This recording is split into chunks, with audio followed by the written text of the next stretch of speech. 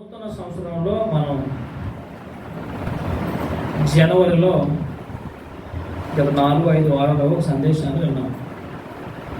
ప్రమాణమే ప్రమాదమా అనేటువంటి సందేశం గత 4-5 వారాలుగా మనం విన్నాం.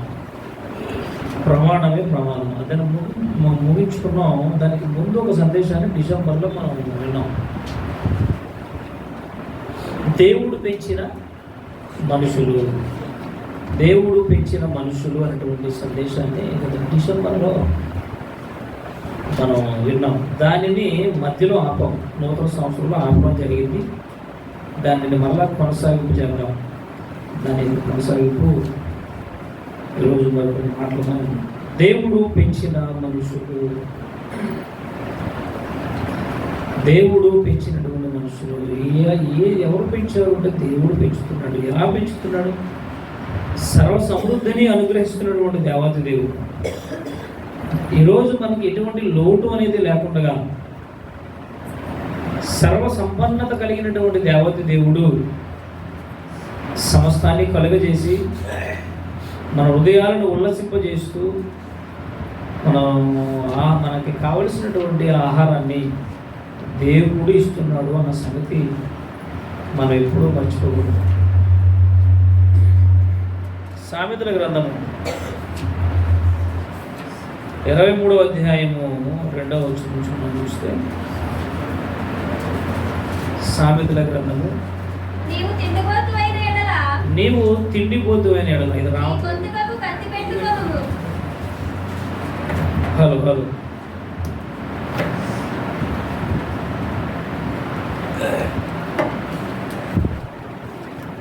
Hello hello hello hello hello hello hello సామెతల గ్రంథం 23వ అధ్యాయం 2వ వచనాన్ని మనం చూడగలిగితే, నీవు తిండిపోతువైన ఎడల నీ గొంతుకు కత్తి పెట్టుకును, అతని రుచిగల పదార్థములను ఆశింపకము, అవి మోసపుచ్చు ఆహారములు. సరే, ఇక్కడ మనం చూస్తున్నటువంటి సందర్భాన్ని నీవు తిండిపోతువైన ఎడల అన్నాడు. తిండిపోతువైన ఎడల ఏం చేయాలంటే గొంతుకు కత్తి పెట్టుకోను. దీనికోసం మనం చెప్పాలంటే చాలా లోతుకు పడాలి. సందర్భం జస్ట్ మీకు గుర్తు చేస్తా ఉన్నాను. తిండిపోతువైన ఎడల అంటే చిన్నప్పుడు ఒక రకమైనటువంటి ఆహారం తింటారు, యవన దశలో ఒక రకమైనటువంటి ఆహారం తింటారు. ఇలాగ వయసు పెరిగే కొలది ఆహార పదార్థాలు లేదా ఆహార నియమాలు మారుతూ ఉంటాయి దేవుని వల్ల. ఇక పెద్ద వయసు 40 దాటేసరికి ఆహారాన్ని కంట్రోల్ చేయాలి. ఇక 50 దాటేసరికి మరింతగా ఆహారాన్ని తగ్గించుకోవాలి. ఇలా వయసు పెరిగే కొలది ఏమవుతుందంటే ఆహార నియమ నిబంధనలు మారుతూ ఉంటాయి. కనుక దేవుని వలన గొంతుకు కత్తి పెట్టుకోమన్నాడు. కత్తి ఎందుకు అని అంటే మన ఆరోగ్యం కొరకు. నెక్స్ట్ ఏంటంటే తిండిపోతు కోసం మాట్లాడుతున్నాడు వంటి సందర్భం అనమాట. తిండిపోతు, ఈ బోతులు చాలా ఉన్నాయి. వదరబోతు, ఇంకా తిరుగుబోతు, త్రాగుబోతు, తిట్టుబోతు, ఇంకే పోతు, అన్నీ పోతులే. పోతులే. కనుక ఈ సందర్భాన్ని మనం చూసుకుంటున్నాం. కనుక ఇందులో ఏముందంటే నీవు తిండిపోతు అయిన ఎడలా ఏం చేయాలంట, నీ గొంతు కత్తి పెట్టుకో. ఆహారం వలన కూడా మనకి ఏమవుతుందంటే కొన్ని అనారోగ్య పరిస్థితులు వస్తాయి. ఇంకో విషయం ఏంటంటే తిండి కూర్చున్నటువంటి ప్రస్తావన ఇక్కడ మాట్లాడట్లేదు, కానీ ఈరోజు తిండిని కూర్చున్నటువంటి సందర్భం తిండిపోతు ఇది ఎలా ఉంచుదాం, దీని ప్రస్తావన పక్కన. ఇక యెషయా గ్రంథానికి మనం పెడదాం. అంటే మనకి ఆహారాన్ని అందించేది, ఆహారాన్ని కలుగు చేసేది దేవుడు. ఈ ఆహారం దేవుడు మనకి ఏమి ఇచ్చాడంటే న్యాచురల్, అంటే మంచి ఒరిజినాలిటీ. దేవుడు ఇచ్చినటువంటి ఆహారం ఎలాంటిదంటే చాలా మంచిది, కల్తీ లేదు. అది మన ఆరోగ్యానికి చక్కబరిచేది, మన ఆరోగ్యాన్ని కాపాడేటువంటి ఆహార మన ఆరోగ్యాన్ని కాపాడేటువంటి ఆహారాలు దేవుడు మనకి సమృద్ధిగా ఇచ్చారు.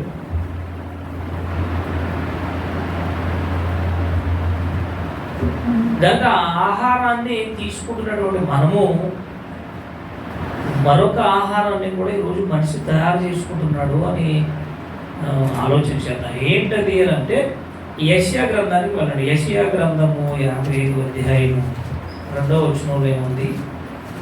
యెషయా గ్రంథము 55వ అధ్యాయము 2వ వచనం. ఆహారము కాని దాని కొరకు అన్నాడు. ఆహారము కానిదంటూ ఏముంది? ఆహారం కాని ఆహారం ఏమైనా ఉందా? ఇక్కడ రాయబడిన సందర్భం ఏంటంటే ఆహారము కాని దాని కొరకు మీరేలా రోకలిచ్చెదరు, సంతృష్టి కలుగ చేయని దాని కొరకు మీ కష్టార్జితమును ఎందుకు వ్యర్థపరుచుకుంటారు, వ్యయపరుస్తారు, ఖర్చు పెడతారు అని అర్థం. ఆహారం కానిదంటూ ఆహారం కాని ఆహారాలు ఏమున్నాయి? దేవుడు మనకి మంచి ఆహారాలు ఇచ్చాడు. భోజనం కానివ్వండి, పానీయాలు కానివ్వండి, లేకపోతే కొన్ని ఫ్రూట్స్ ఫలాలు కానివ్వండి, ఇవన్నీ కూడా మనం తింటూ ఉన్నాం. ఎన్ని ఇచ్చాడు దేవుడు అంటే లెక్కలేదు. కోకొల్లులుగా ఎన్నో ఎన్నో ఎన్నో ఆహార వస్తువులను దేవుడు మనకి అనుగ్రహిస్తూనే ఉన్నాడు. ఆకుకూరలు గాను, కూరగాయలు గాను, పప్పు దినుసులు, ఫ్రూట్స్, ఫలాలు, చెట్లు, మొక్కలు, ఇలా ప్రతి దానిని దేవుడిచ్చినవి మంచివి, అది మన ఆరోగ్యానికి మంచిది. అయితే ఇక్కడ ఒక సందర్భం అంటాడు, ఆహారము కాని దాని కొరకు మీరు ఎలా రోకలిచ్చుదురు అన్నాడు. ఆహారము కానివి ఏమున్నాయి? ఈ మధ్య బాగా డబ్బు వచ్చేటువంటిది ఒకటి ఉన్నది. ఇదిగో మనం ముందే చేశారు పంట, దాన్ని ఏమంటారంటే పొగాకు పంట అన్నమాట. పొగాకు పంట, దాన్ని పొగాకు పంట. ఇందులో మంచి డబ్బు వస్తుందండి. అసలు గవర్నమెంట్ నుంచి మరి ఏమొచ్చిందో తెలియదు, కానీ ఈ మధ్య ఈ సంవత్సరం ఏంటి బ్యానర్లు కట్టేసారు చాలా. ఎందుకంటే అందులో డబ్బు వస్తుంది బాగా. మిరపకాయ తోటలు తగ్గిపోయింది ఈ సంవత్సరం, మొక్కజొన్న తగ్గిపోయింది. ఇక జనమందరూ ఈ పొగాకు తోటలో పడిపోయారండి. ఎందుకంటే బాగా లక్షలు వస్తున్నాయి. ఏ పంటకి రాదండి దానికి వచ్చినట్లుగా. మంచి డబ్బు వస్తుంది. దానివల్ల పైకి ఏంటంటే పర్మిషన్ కూడా వచ్చే ఈ సంవత్సరం.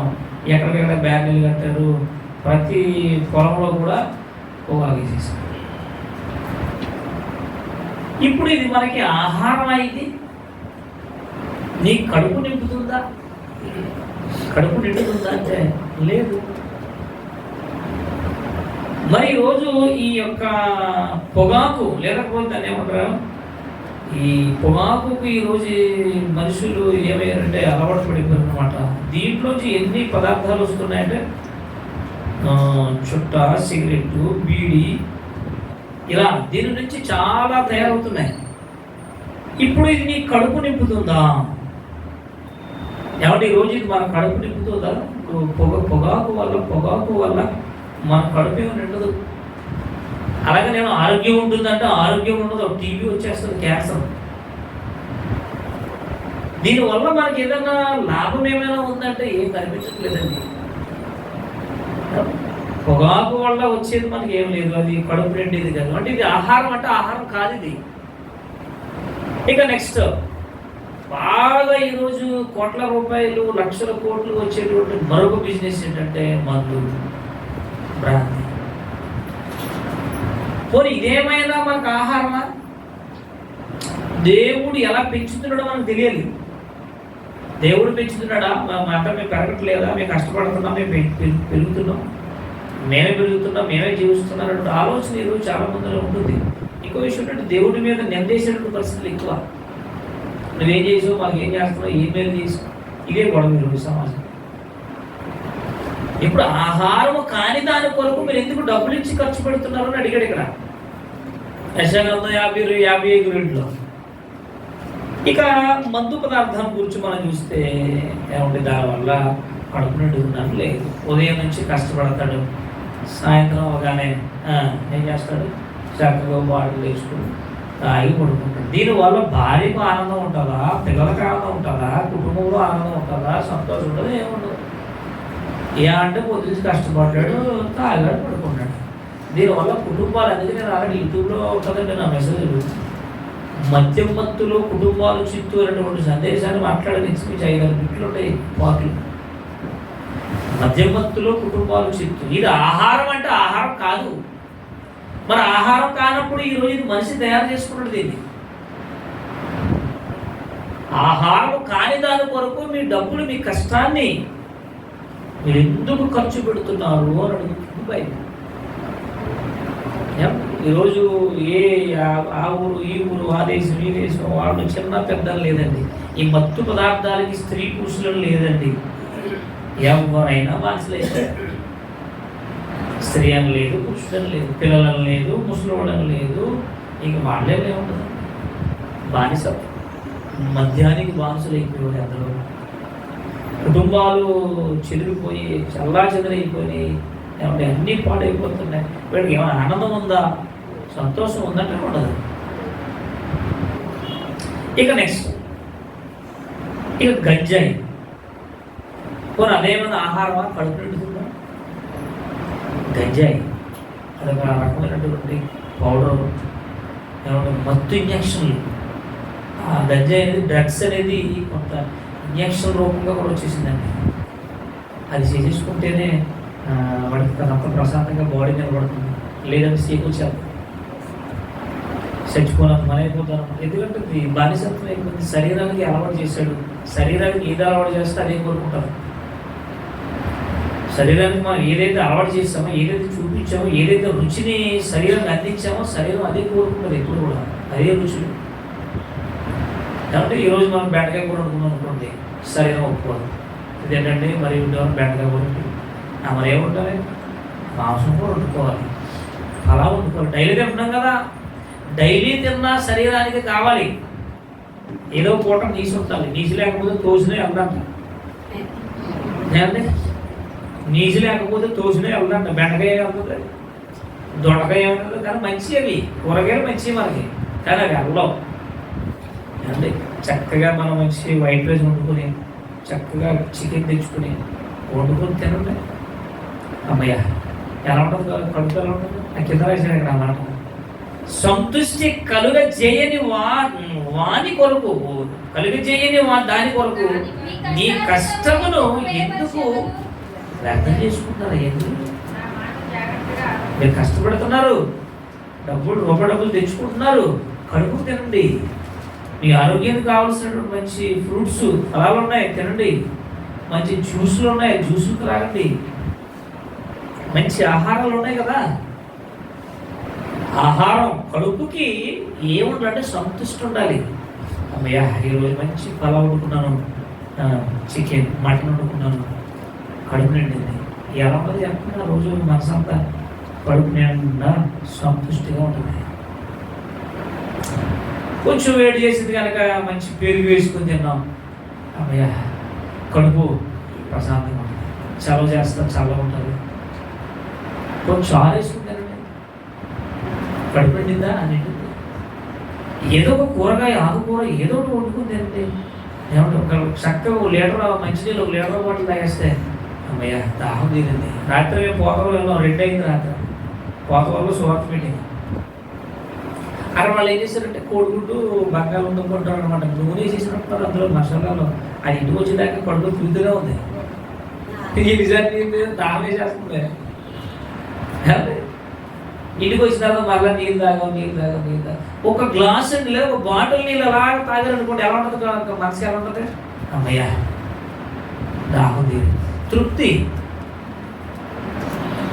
ఇలా ఏదైనా ఒక మంచి ఆహారాన్ని మనం కొనుక్కొని లేదా తయారు చేసుకుని తింటే ఏమవుతుందంటే సంతృష్టి, ఆరోగ్యానికి మంచిది. మనలో ఉన్నటువంటి అవయవాలు చక్కగా పనిచేస్తాయి. రోగాలు అనేది మనకి దరిచేరవు. ఎంత మేలుందండి.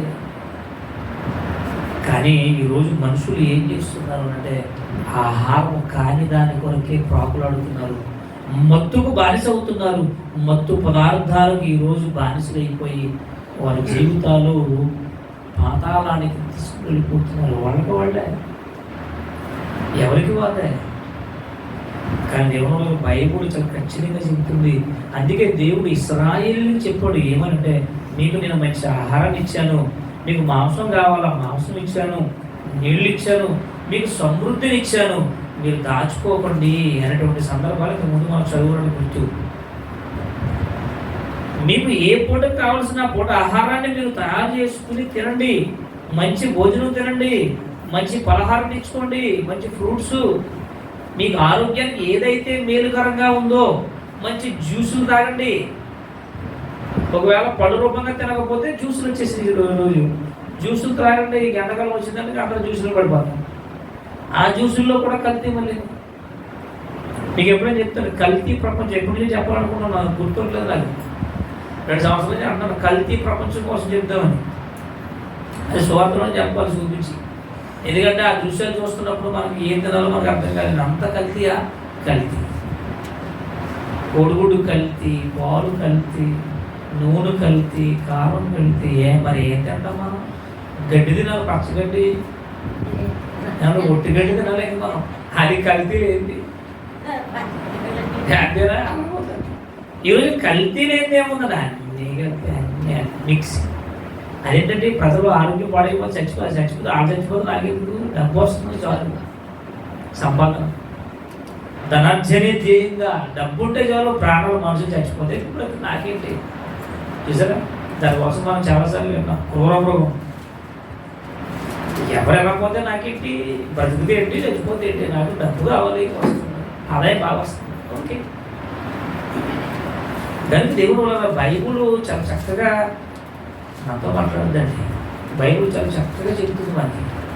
కానీ మనం అర్థం చేసుకోవాలి, దాన్ని అపార్థం చేసుకోకూడదు. దేవుడు మాట, దేవుడు వాక్యం ఎప్పుడు కూడా ఖచ్చితంగా మాట్లాడుతుంది. ఎందుకు అని అంటే మన క్షేమాన్ని కోరి దేవుడు చెప్తాడు, మన ఆరోగ్యం కోరి దేవుడు చెప్తాడు, మన బ్రతుకు తెరువు కోసం దేవుడు చెప్తాడు. ఎందుకు అని అంటే మనకు బ్రతుకునిచ్చేది దేవుడేగా. మనల్ని బ్రతికించేది, మనలను జీవింపజేసేది, మనకు ఆహారాన్ని ఇచ్చేది, మనల్ని పెంచేది, పోషించేది దేవుడు కనుక ఆ దేవుడు మనల్ని ఏం చేస్తాడంటే హెచ్చరిస్తాడు, గద్దిస్తాడు, ప్రేరిస్తాడు. తల్లిదండ్రులకి పిల్లల మీద అధికారం ఉంటుంది కదా. ఆ పిల్లల మీద అధికారం ఉంటే తల్లిదండ్రులు, నేను కన్నాను రా నా పిల్లల కనుక నేను అవసరమైతే తిడతాను, కొడతాను, అవసరమైతే గద్దిస్తాను, నేను అవసరమైతే నాకు తగ్గుతాను. పిల్లలు కనుక వాళ్ళు కన్నారు కనుక పిల్లల మీద తల్లిదండ్రులు అధికారం ఉంటారు. అలాగే మన మీద సర్వమానవాళ్ళ మీద అధికారం ఉంది దేవునికి. దేవుడు ప్రేమిస్తాడు, గద్దిస్తాడు, హెచ్చరిస్తాడు, వార్నింగ్ ఇస్తాడు, మరలా దరిచేర్చుకుంటాడు. అది దేవుడి లక్షణాలు. కాదనడానికి మనం సరిపోం. దేవుడు ఇంత చక్కటి ఆహారాన్ని కలుగజేసినటువంటి ఆ దేవాది దేవుడు మంచి పదార్థాలు ఇచ్చాడు, మీరు ఆరోగ్యంగా ఉండండి అన్నాడు. కానీ మనిషి ఏం చేస్తున్నాడంటే మత్తుకు బానిస అయిపోతున్నాడు. ఈరోజు ప్రతి ప్రాంతం, ఎన్నో ప్రాంతాలు ఇక వీళ్ళు చిన్న పెద్ద స్త్రీ పురుషులు లేదండి, బానిసలు అయిపోతున్నారు. మరి ఆరోగ్యం పాడైపోతా గనుక దేవుని వలన ఇలా మనం కొన్ని సందర్భాలు చూసుకుంటూ మన సమయాన్ని బట్టి మనం ముగించుకుందాం. దేవుడు పెంచినటువంటి మనుషులు, దేవుడు పెంచుతున్నాడు ఎప్పటికప్పుడు ఎప్పటి నుంచి పెంచుతున్నాడు మనల్ని. ఆదికాండం 48వ అధ్యాయం, అలా మీకు వచ్చేస్తుంది అలాగే. ఆదికాండము 48వ అధ్యాయం, దానికి ముందు సరే చదవండి. 48వ అధ్యాయం 15వ వచనం చదవండి. ఆదికాండము 48వ అధ్యాయం 15వ వచనం. అతడు యోసేపును దీవించి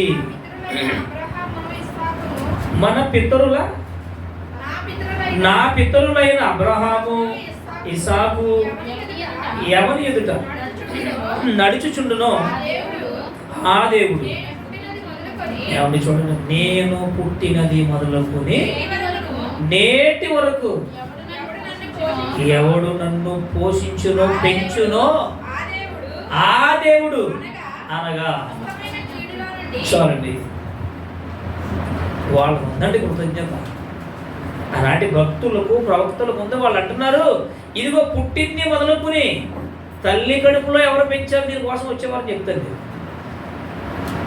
ఈరోజు మనం ఏదైనా పండించాలంటే, ఒక రైతు ఏదైనా పంట పండించాలంటే పదార్థం ఉండాలి. పదార్థం అంటే మట్టి, భూమి ఉండాలి, పొలం ఉండాలి, అందులో మట్టి ఉండాలి. ఆ మట్టితో పాటు నీరు ఉండాలి, నీటితో పాటు ఎరువు వేయాలి. అంటే ఇంత ప్రాసెస్ ఉంటేనే కానీ పంటలు అనేది, ఆహారం అనేది మనకు రాదు. అంటే ఈరోజు ఒక రైతు కానీ ఒక వ్యాపారస్తుడు కానీ ఏదైనా పండించాలంటే పదార్థం ఉంది, మట్టి ఉంది, నేల ఉంది, పంట ఉంది, నీళ్లు ఉన్నాయి, వేడి ఉంది, అన్నీ ఉన్నాయి, గాలి ఉంది, అన్నీ ఉన్నాయి. అన్నీ ఉంటే తయారు చేసేస్తే పంట పండించేది గొప్ప కాదండి. అది గొప్ప ఏం కాదు, అన్నీ ఉన్నాయి కానీ పండిస్తారు. రైతే రాజు. ఏంటంటే రైతే రాజు అంటే రైతును రాజు చేశారు కానీ దేవుడిని మాత్రం కించపరిచారు. దేవుడే లేదు. దేవుడు మందిరానికి వెళ్తే ఏంటి, దేవుడు మందిరానికి వెళ్ళకపోతే ఏంటి, దేవుడు నమ్ముకుంటే ఏంటి, నమ్ముకోకపోతే ఏంటి, నా కష్టం, నా కష్టార్జితం, నా ఇష్టం, నేను కష్టపడుతున్నాను, సంపాదించుకున్నాను, తింటున్నాను. ఈ మధ్యలో దేవుడు ఏం చేశాడు? దేవుని వల్ల నయా పైసా ఉపకారం లేదు. అంతేగా ఈరోజు మనిషికున్న ఆలోచన, దేవుడితో నాకు పనేంటి, సంఘంతో నాకు పనేంటి, దేవుడు మందిరానికి వెళ్ళవలసిన అవసరం నాకేమొచ్చింది? చూసారు ఎలాంటి పరిస్థితికి వెళ్ళిపోయింది సమాజం. అందుకే బుడి చేసి పడేసాడు. బుడిదే మనం చూసారు. కాబట్టి కళ్ళ ముందు జరుగుతున్నప్పటికీ ఈరోజు మనుషుల్లో మార్పు అనేది రాకపోతే దేవుడు సహించలేడు. ఎంతకాలం దేవుడు ఎదురు చూస్తాడు, ఆయన సహించలేడండి. దేవుడు మనకు అన్నిటినీ కలుగజేశాడే. ఒక విస్తరణ ఏంటి చెప్పమంటారా? ఈరోజు మనం తింటున్నటువంటి ఆహారం ఉంది చూసారు, ఆ ఆహారంలో ఆ ఆహారం పక్కన పెట్టండి, మన శరీరంలో లోపల కడుపులో కొన్ని అవయవాలు ఉన్నాయి. కిడ్నీ, లివర్, ఊపిరితిత్తులు, ఇంకా గుండె, ఇలాగా కొన్ని అవయవాలు ఉన్నాయి చూసారు. ఈ అవయవాలు ఒక్కొక్క అవయవం ఒక్కొక్క రూపంలో ఉంటుంది. అన్ని అవయవాలు ఒకలా ఉండదు. గుండె ఒకలా ఉంటుంది, లివరు, తర్వాత కిడ్నీ, ఇవన్నీ కూడా వేరువేరుగా ఉంటాయి అవయవాలు కడుపులో లోపల మన బాడీలో. దేవుడు అందుకే ఒకవేళ మీరు మర్చిపోతారని, నేను మిమ్మల్ని పెంచుతున్నానని దేవుడు చెప్పగానే చెబుతున్నాడు. అది మీకు ఎప్పుడన్నా నేను స్క్రీన్ మీదే చూపిస్తాను. అది చూస్తే బాగుంటుంది. అది ఆ వీడియో నా దగ్గర ఉంది. ఎలా ఉంటుంది తెలుసండి? కిడ్నీ ఉందనుకోండి, కిడ్నీ ఏ ఆకారంలో ఉంటుందంటే చిక్కుడు గింజ ఆకారంలో ఉంటుంది. తర్వాత జీడి మామిడి గింజ చూసారు, జీడి మామిడి గింజ ఉంటుంది, జీడి గింజ. మన కిడ్నీ ఏ రూపంలో ఉందంటే చిక్కుడుకాయ గింజలా ఉంటుంది. అంటే కిడ్నీ బాగోవాలంటే చిక్కుడుకాయలు తినాలంటే, అవును, దానికి సంబంధించి ఏ పార్టీకి సంబంధించినటువంటి ఆ వస్తువులు లేదా ఆహారాన్ని దేవుడు తయారు చేసి ఆ రూపాన్ని వాడికి పెట్టాడు. ఈ రహస్యం మనకు తెలియదు. గుండె ఉంది, ఈ గుండె లాంటి ఒక వస్తువు ఉంది, ఒక ఫలం ఉంది, ఫ్రూట్, అంటే అది తింటే గుండెకి మంచిదంటే, అవును. అలా ప్రతి అవయవానికి నీలో నాలో పెట్టినటువంటి ఈ అవయవాల రూపంలోనే దేవుడు ఫలాలు తయారు చేశాడు. ఏమంటే ఈ పళ్ళు తినండి, కంటికి మంచిది, చూపు బాగా కనపడుతుంది. మీకేమంటా? ఇదిగో ఎల్లుల్లిపాయలు తింటే రక్తం, చెడు రక్తం అంతా పోతుంది, మీకు చక్కగా రక్తాన్ని శుద్ధి చేస్తుంది. ఎల్లుల్లిపాయలు ఈ గుణం ఉందా? నిమ్మకాయ తినండి, నిమ్మకాయ పులుపులో సి విటమిన్ ఉంటుంది కనుక అది మనకు ఆరోగ్యానికి మంచిది. ఇలా ఒక్కొక్క ఆహారంలో ఎన్ని క్యాలరీలు పెట్టాడండి దేవుడు. అది మన ఆరోగ్యానికి, బాడీకి కనెక్ట్ అవుతుంది, అది కనెక్షన్ అవుతుంది. ఎందుకంటే నేను మిమ్మల్ని పెంచుతున్నాను అని చెప్పడానికి దేవుడు ఎన్ని ఫలాలు ఇచ్చాడు. మన శరీరంలో ఉన్నటువంటి అవయవాల రూపాలతో మనకు చూపిస్తున్నాడు. ఆయన తెలుసుకోవట్లేదు. ఏవో నా కిడ్నీ ఇలా ఉంటుంది, లివర్ ఇలా ఉంటుంది, ఈ పార్టీ ఇలా ఉంటాయి, ఇదేంటి ఫలం ఇలా ఉందండి. ఆ వీడియో నా దగ్గర ఉంది, ఎప్పుడైనా చూపిస్తాను మీకు. సేమ్ మన అవయవాలు ఎలా ఉన్నాయో ఆ ఫలాలు కూడా అలాగే ఉంటాయండి. వాటికి పనిచేస్తాయి. అవును, దేవుడు ఎంత అద్భుతంగా దేవుడు మనకి ఆహారాన్ని ఇస్తున్నాడు. ఇక్కడ అంటున్నాడు నేను పుట్టినది మొదలుకుని నన్ను పెంచింది దేవుడే. భక్తులు ఉందండి, ఆనాటి భక్తులకి వాళ్ళ కృతజ్ఞత ఉంది. నేను పుట్టినది మొదలుకుని దేవుడే నన్ను పెంచాడు, నన్ను, నా కుటుంబాన్ని, నా వాళ్ళను, మా అందరినీ మా దేవుడే పెంచుతున్నాడు, మా దేవుడే అనుగ్రహిస్తున్నాడు, అన్నీ ఇస్తున్నాడు, ఆయన సమృద్ధిని ఇస్తాడు. పైన ఆకాశ మండలంలో గ్రహాలు, సూర్యుడు, చంద్రుడు, నక్షత్రాలు, పదార్థాలు ఉన్నాయి. భూమి మన కాళ్ళ క్రిందే కొన్ని పదార్థాలు ఉన్నాయి. మట్టి ఉంది, నీరు ఉంది, అగ్ని ఉంది, భూమిలో గాలి ఉంది. ఈ పదార్థాలన్నిటినీ దేవుడు మనకి ఇస్తున్నాడంటే మనం నిమిషం కూడా గాలి పీల్చుకోకపోతే చచ్చిపోతామే. ఏమీ తక్కువ లేకుండా గాలిని అందిస్తున్నాడు ఎప్పటికప్పుడు మన నాసికారంధ్రాల్లోకి, ఊపిరిలోకి.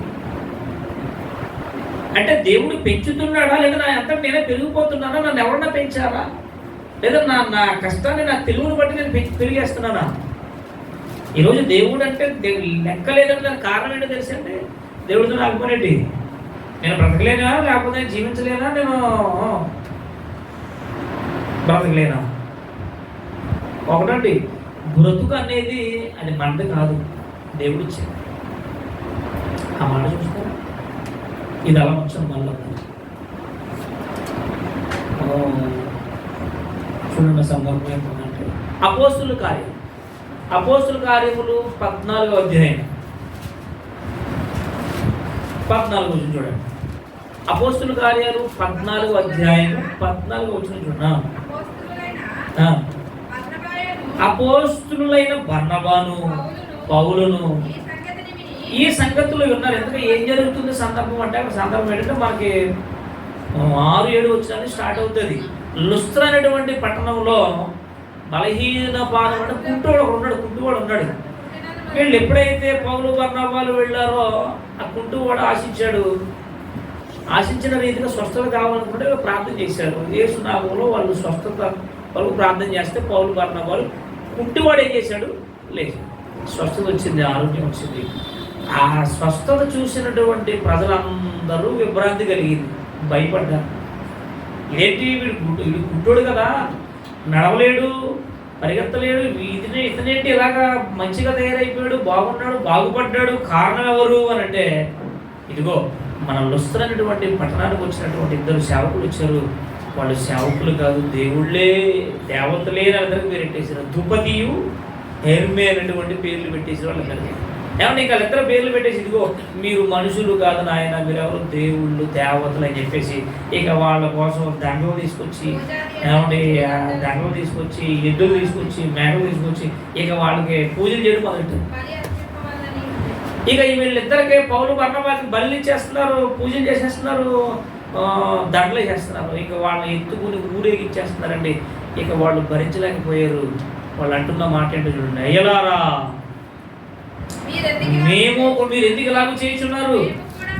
మేము కూడా మీ స్వభావం అంటే మీరంటే మనుషులమయ్యా, మేము దేవుళ్ళు కాదు, దేవతలు కాదు, ఎందుకు మమ్మల్ని ఎందుకు మీరు ఎంతగా పూజిస్తున్నారు, ఆరాధిస్తున్నారు? మేము అర్హులం కాదు.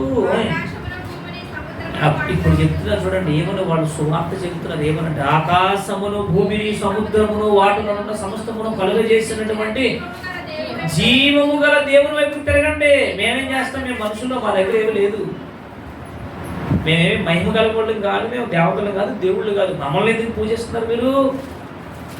జీవము గల దేవుని వైపుకి తిరగండి అని సువార్తను ప్రకటిస్తున్నాం.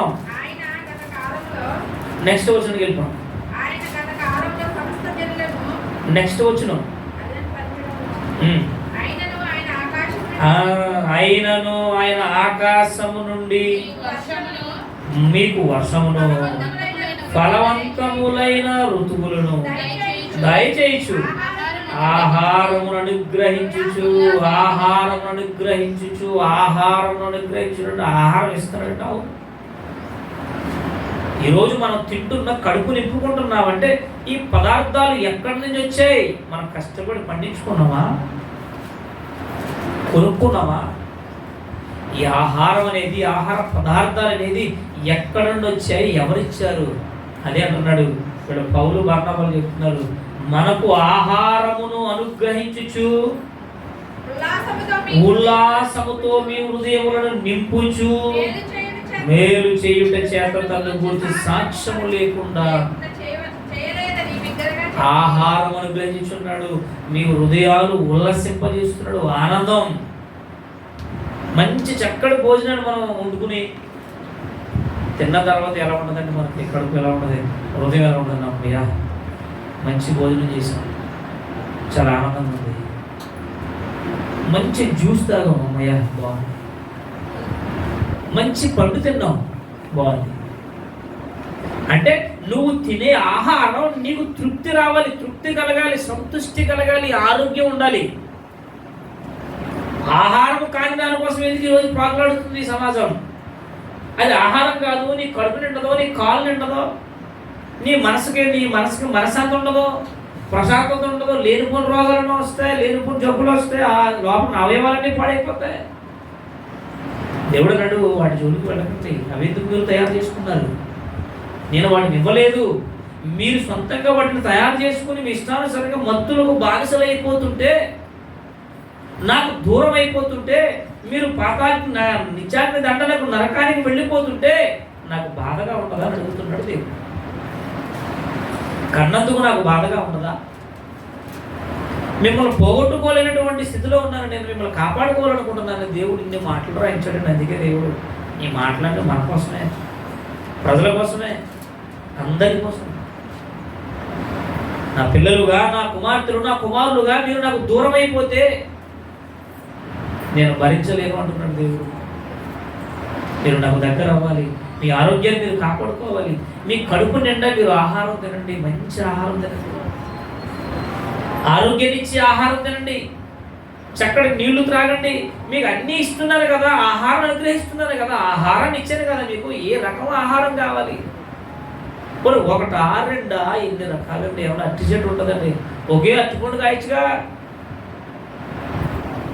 మా ఇంటి దగ్గర వేసాం, గుడి ముందు వేసామండి, అది 2-3 గెలలు కాసింది కానీ సరిగా చేతికి వచ్చి చెరుకు రాలిపోతున్నాయి. ఇప్పుడు మరలా ఇంత గలేసింది, అక్కడ ఎంత ఉంది, అక్కడ గలది చాలా పెద్ద గలేసింది. దారిపోయే వాళ్ళు అంటున్నారు, పాస్టర్ గారు అట్టి చెట్టుకి అంటారు, అరటికాయలకి ఏమైనా గోరు సంచి కట్టండి. ఎందుకు కట్టాలి?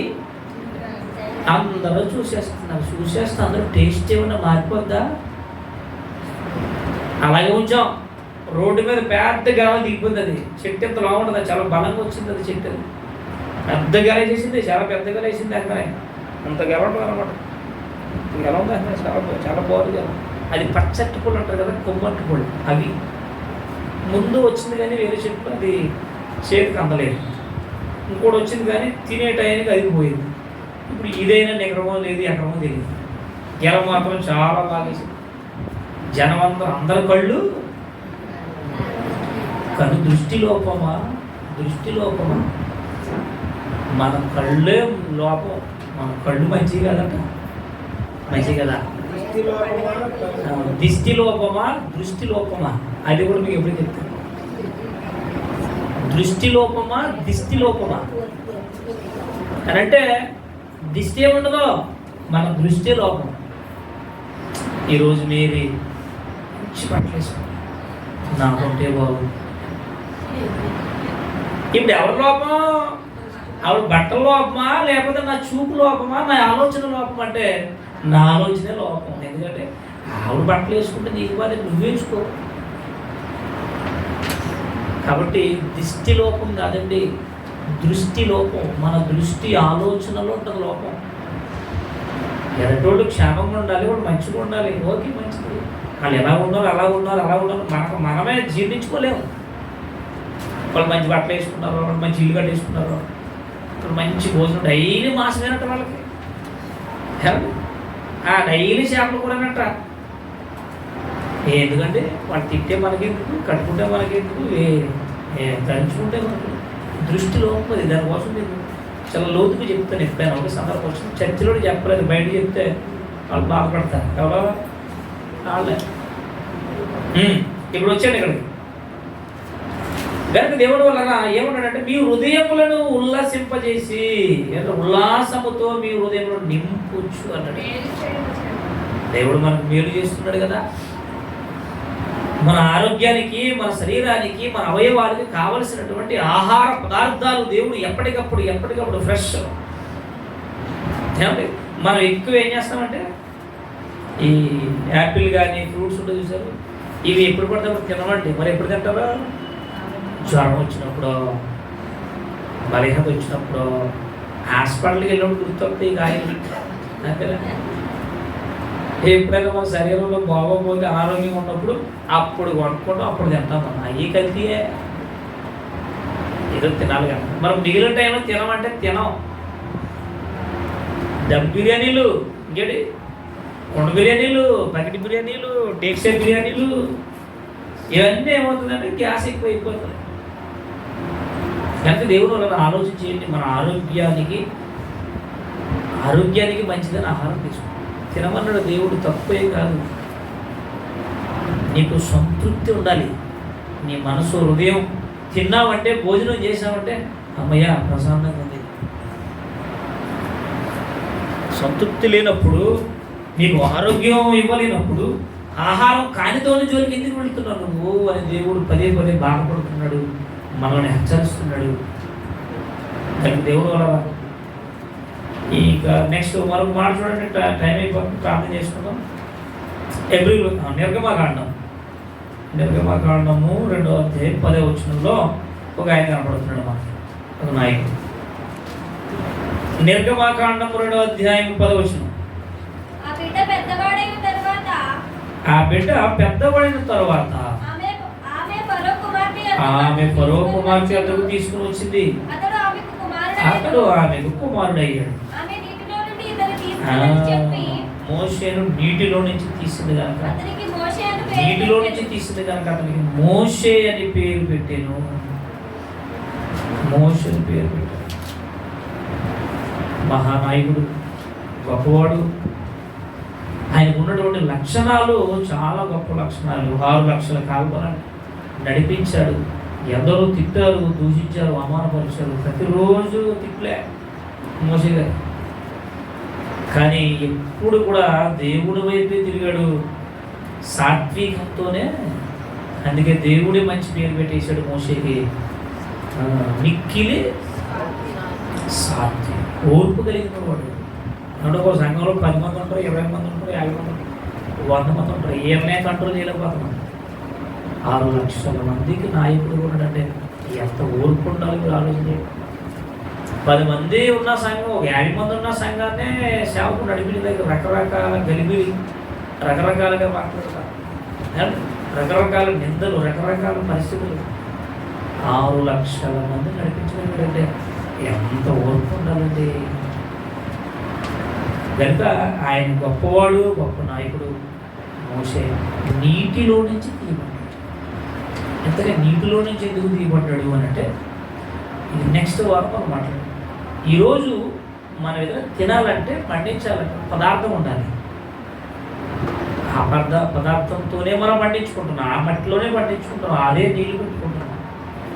కానీ దేవుడు ఏ ఆధారం లేకుండా కలిగి చేశాడు మనల్ని. ఎంత అద్భుతమైనటువంటి జన్మనిచ్చాడో వచ్చేవారు మాట్లాడు. ఎంత అద్భుతమైనటువంటి జన్మ, ఏ ఆధారం లేకుండా. తల్లి కడుపులో, తల్లి గర్భంలో ఆయన యొక్క నిర్మాణం ఎంత అద్భుతం ఉంటుందో. ఆయన ఎప్పటి నుంచి మనిషిని పెంచుతున్నాడో. తల్లి కడుపులో నుంచి ప్రారంభించబడింది మన పెంపకం. దేవుడి మనుషులను పెంచే తీరు ఎక్కడ స్టార్ట్ అయింది అంటే తల్లి కడుపులోనే స్టార్ట్ అయిందండి. మరి ఎప్పటి వరకు పెంచుతున్నాడంటే మనిషి లోకాన్ని వదిలి వెళ్ళిపోయేంత వరకు దేవుడు పెంచుతున్నాడంటే అవును, ఆయన ఎవరినైనా పెంచుతాడు. ఆయనకి ఏం లేదు, పక్షపాతం లేదు. వాళ్ళు దేవుడు నమ్ముకున్నారు, వీళ్ళు నమ్ముకోలేదు, వీళ్ళ దగ్గరికి వస్తున్నారు, వీళ్ళు రావట్లేదు. ఆ దేశాన్ని ఒకలాగా, ఈ దేశాన్ని ఒకలాగా. ఆయన మొహమాటము లేనివాడు, పక్షపాతం అసూయ లేనివాడు. అందరినీ ఏకరీతిగా ప్రేమించి ఆయన ధారాళముగా అనుగ్రహించి పెంచుతున్నవాడు, పెంచి పోషిస్తున్నవాడు, బ్రతుకునిచ్చిన దేవుడి పట్ల మనం ఎప్పుడు కృతజ్ఞత కలిగి ఉండాలి. ఎప్పుడు మన జీవితంలో ఆయన తృణీకరించకూడదు, ఆయన దూరం చేసుకోకూడదు, ఆయన అవమానపరచకూడదు. ఆయన ఎప్పుడు గర్వపరచాలి, ఆరాధించాలి, ఆయన నామాన్ని మనం ఇందులో హెచ్చించాలి. అలా ఉండాలని కోరుకుంటూ ఇందులో మన చివరి సందేశం నెక్స్ట్ ఆదివారం దేవుని చూసినట్టు మాట్లాడుకుందాం, ప్రార్థన చేసుకుందాం. దయగలిగిన దేవా, మహోన్నతుడు,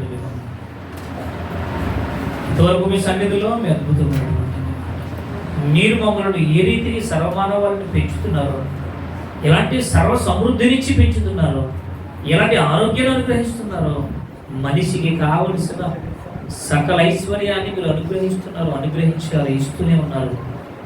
అందును బట్టి మేము ఏమి చెల్లించి మీరు రుణాన్ని తెచ్చుకున్నాం. నాయన మీరు గొప్ప దేవుడు, మహిమ గల దేవుడు. మేము మట్టివారం, మానవులం. మమ్మల్ని జ్ఞాపకం చేసుకోండి, మమ్మల్ని సరిచేయండి, పవిత్రపరిచి యోగ్యపరిచి యోగ్యులుగా మీరు నిలబడినటువంటి స్థితిని, ధన్యతను అనుగ్రహించి మహిమ పొందమని యేసుక్రీస్తు వారి నామములో ప్రార్థించి వేడుకుంటున్నాం తండ్రి. ఆమేన్. అందరికీ వందనాలండి.